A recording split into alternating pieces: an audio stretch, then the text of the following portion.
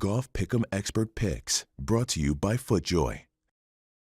Back for another week of Golf Pick'em in the NBC Sports Predictor app. Make your choices for 10 head-to-head matchups. Pick a tournament winner and a winning score. You can compete for a jackpot prize, which last week we handed out. A $100,000 jackpot went to one player from the U.S. Open. Now this week there is a $50,000 jackpot up for grabs for the Travelers Championship, and we're going to start by breaking down a marquee matchup between defending champion Dustin Johnson and Bryson DeChambeau. We all remember what DJ did at TPC River Highlands last year, shooting that sizzling 61 in the third round en route to a victory, but he really hasn't been the same guy since February. He had a top 10 at Palmetto. He finished T19 at the U.S. Open, but this is still not the same DJ that we're used to. This will be the first tournament since August that he'll tee off as anything but world number one. Bryson DeChambeau let it slip through his fingers down the back nine at Torrey Pines, but this is an event where he has had a lot of success. 3 straight top 10 finishes and has never shot worse than 68 on the weekend over those last 3 years. I like Bryson to contend again this week. There will be no back 944 this time around, and I think Bryson gets the best of DJ in this matchup. It is a matchup of brotherly love. Brooks Koepka and Chase Koepka. Chase Monday qualified for the Travelers last year, had to withdraw because of COVID-19 contact tracing. The tournament folks gave him a spot this year, and now he and his brother will go toe-to-toe in this matchup. Chase has not played that well recently on the Korn Ferry Tour, and Brooks, remember his line from the Palmetto Championship. He cares about majors. He struggles with his focus in non-majors. This, of course, counts as the latter. We'll have to see if he's able to get that mojo going. Only one top 10 finish at the Travelers in 4 prior appearances, and he is coming off a close call at Torrey Pines.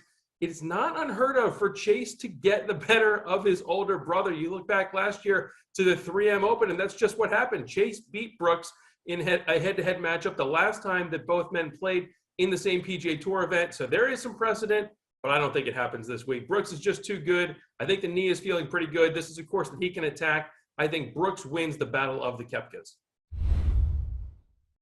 Another marquee matchup here between Phil Mickelson and Patrick Reed. When we last saw Lefty, he was waiting on the range at Torrey Pines to congratulate new major champion Jon Rahm. Now he heads east to TPC River Highlands for a rare Travelers appearance. This is just the 3rd time since 2004 that Lefty has played this event, although he did win it earlier in his career. Patrick Reed, on the other hand, he has been a mainstay in Cromwell, has not missed this event since 2012, and over the last 5 years, he has finished inside the top 30 4 times. Remember, he's coming in off a T19 finish at Torrey Pines, which represented his 4th top 20 finish in his last 5 starts overall. So there's momentum, there's course familiarity, both tick boxes for Patrick Reed. I think he's going to contend this week, and I definitely think he gets the best of Mickelson in this matchup.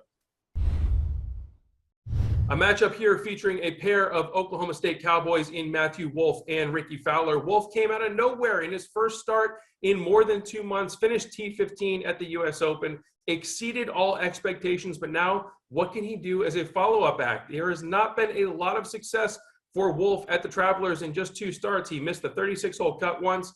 He missed the 54-hole cut once, has not played a final round yet in Cromwell. Ricky Fowler hasn't played this event at all since 2013, but he did finish T13 that year, and finally, Fowler has some momentum on his side. A T8 finish at the PGA, a tie for 11th at the Memorial, and now he has a baby on the way. He and wife Allison announced that they are expecting a girl in November. We just saw what parenthood did for Jon Rahm at the U.S. Open last week. Fowler is playing with momentum and now has that off the course to really get him going a little bit. I think Fowler is the way to go in this matchup, and it wouldn't surprise me if he contends for what would be a drought-breaking victory.